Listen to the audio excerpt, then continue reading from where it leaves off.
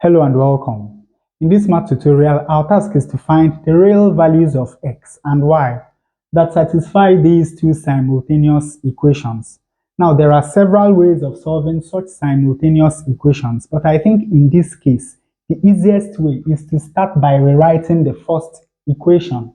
Now, here we have x squared, and here we have 4y squared, which we can write as 2y squared.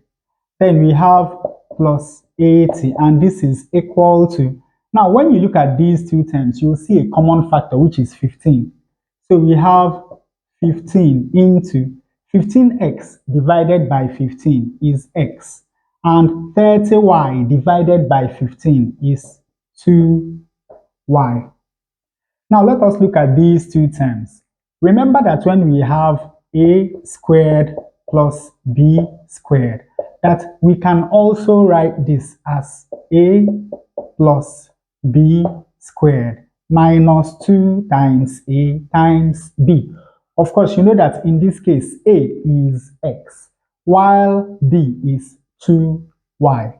Now, that means that we can write these two terms as x plus 2y squared minus 2 times x times 2y.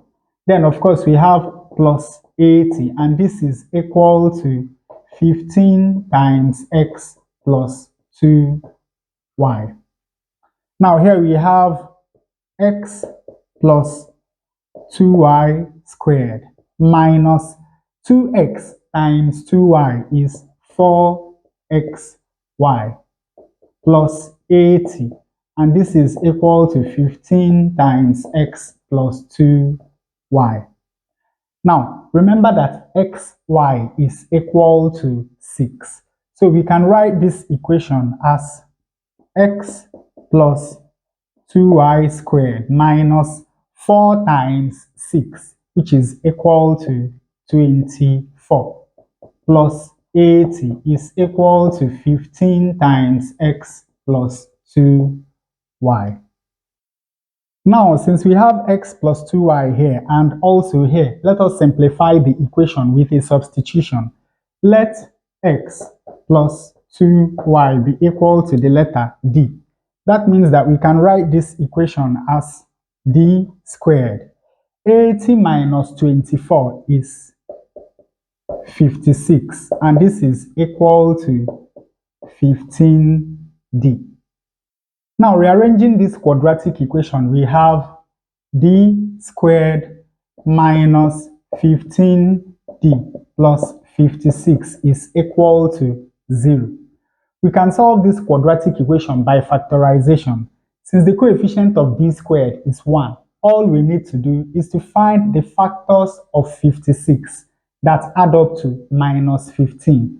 And of course, we have minus 7 and minus 8, because minus 7 times minus 8 is going to give us plus 56, while minus 7 minus 8 is going to give us minus 15. So when we factorize the left-hand side, we have d minus 7 multiplied by d minus 8 is equal to 0. And of course, from here, we have that either d minus 7 is equal to 0, from where d is equal to 7, or d minus 8 is equal to 0, from where d is equal to 8. And now we have two values for d, which means that we have two values for x plus 2y. So we have that x plus 2y is equal to 7, or x plus 2y is equal to 8. Now we go back to this second equation. From here, we can get an expression for y. Of course, we know that y is going to be equal to 6 divided by x. Now we can substitute 6 over x for y in this equation. When we do that, we have x plus 2 times 6 over x is equal to 7. Now, to get rid of this fraction, let us multiply through this equation by x. X times x is x squared. 2 times 6 is 12. 12 over x times x, of course, is equal to 12. 7 times x is 7x. When we rearrange this quadratic equation, we have x squared minus 7x plus 12 is equal to 0. Now, since the coefficient of x squared is 1, to factorize this quadratic equation, all we need to do is to find the factors of 12 that add up to minus 7. And of course, we have minus 3 and minus 4, because minus 3 times minus 4 is going to give us plus 12, while minus 3 minus 4 is going to give us minus 7. So when we factorize the left-hand side, we have x minus 3 multiplied by x minus 4, and this is equal to 0.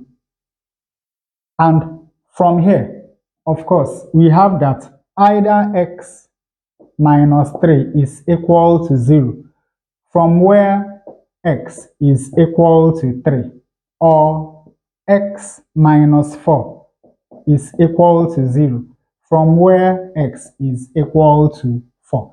So we have two values for x, 3 and 4. Now, in the second case, once more, we start with the same substitution.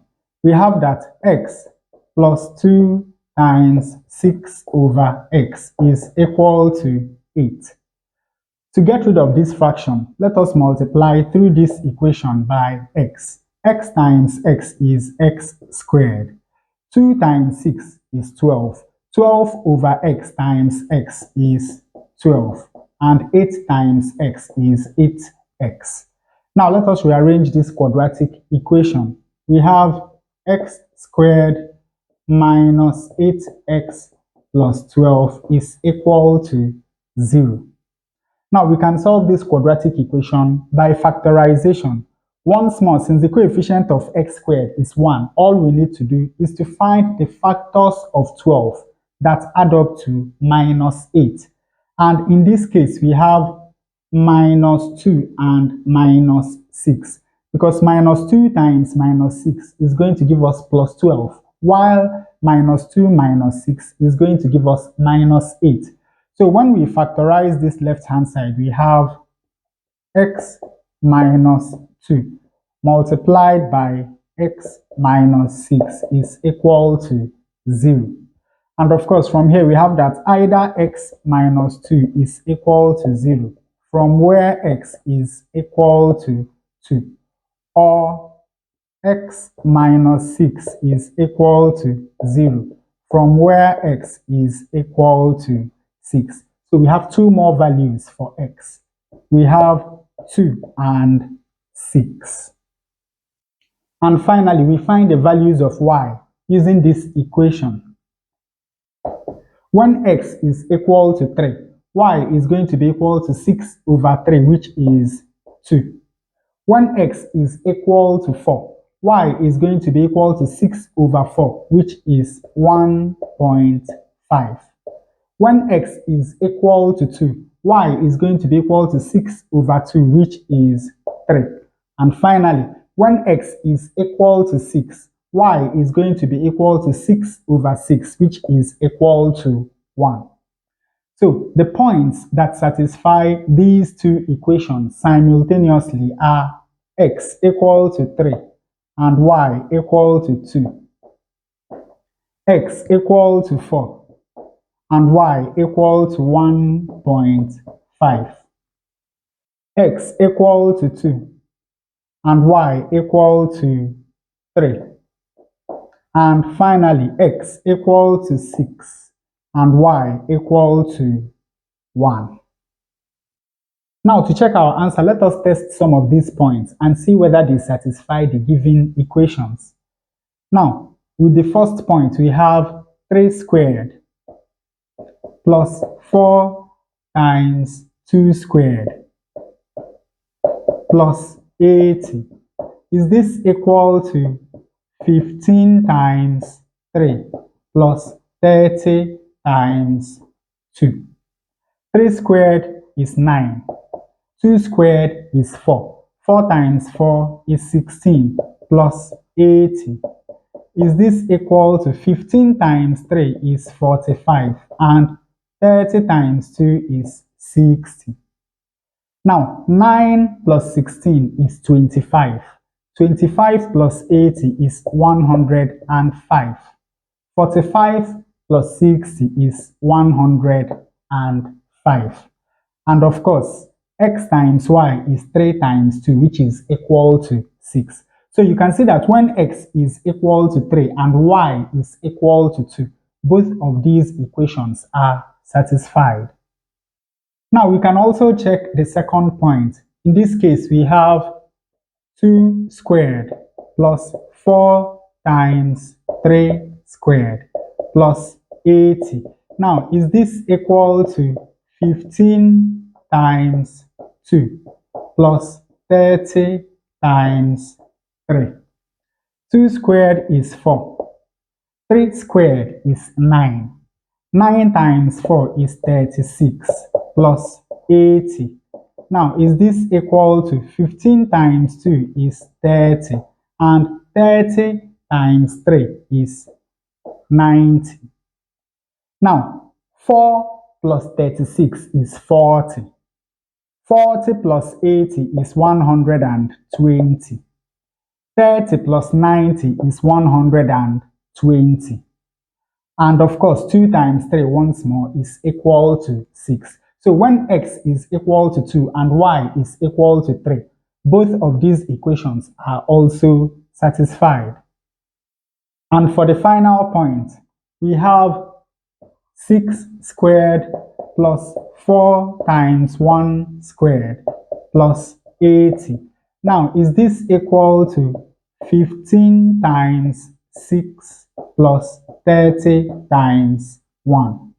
Now, 6 squared is 36 plus 4 plus 80. Is this equal to 15 times 6 is 30 times 3, which is equal to 90 plus 30. Now, 36 plus 4 is 40. 40 plus 80 is 120. And of course, 90 plus 30 is also 120. And 6 times 1 is equal to 6. So when x is equal to 6 and y is equal to 1, these two equations are also satisfied. So this must also satisfy the two equations. And with that, we come to the end of this tutorial. I hope you learned something new. If you enjoy such content, please subscribe to the channel. Leave us a like to support the channel. Thanks for watching, and you can see more tutorials here.